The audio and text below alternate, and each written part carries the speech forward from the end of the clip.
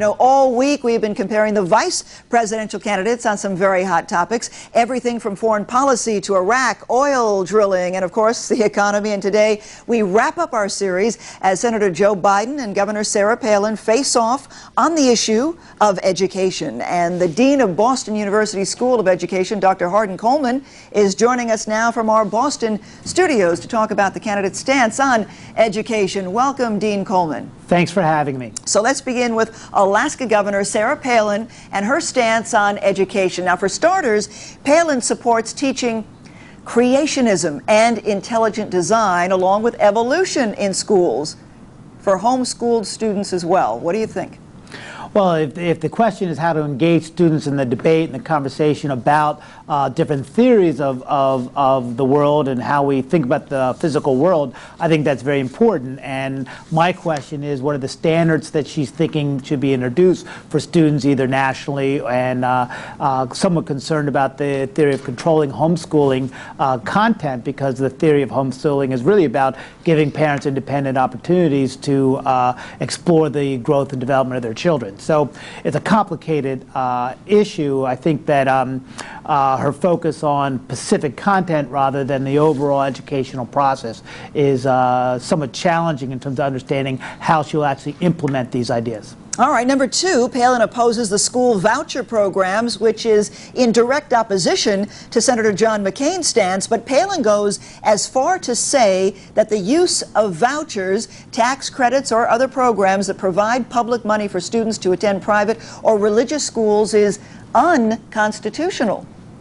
Well, I think constitutional lawyers may disagree. There's a fair amount of case law that suggests that using federal funds to support particularly religious schools, parochial schools, independent schools as a way of providing educational support for the broad base of the American populace is a long-standing tradition, as long as they adhere to certain central guidelines laid down by the federal government. So again, that's a confusing stance. The issue really is about how choice for all students, and choice of where you want to go to school, how you want to be school, and how that is really both an opportunity to improve our educational establishment or not, rather than the actual, and then the financing of that is a secondary issue. All right, and quickly on the topic of sex ed, Sarah Palin staunchly opposes explicit sexual education, supporting only abstinence programs.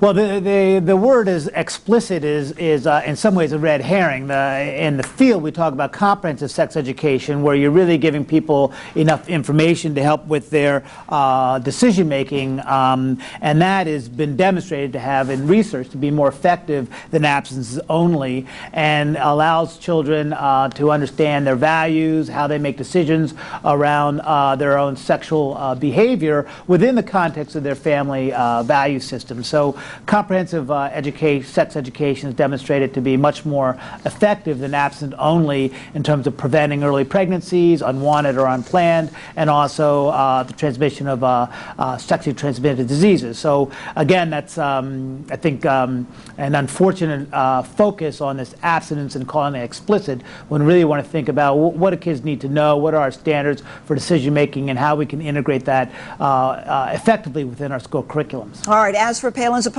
Senator Joe Biden, he is pushing for more schooling, supporting longer school days and a longer school year. In fact, he proposes 16 years of schooling, and something he's been pushing for since 1987, meaning that everybody should be able to attend college.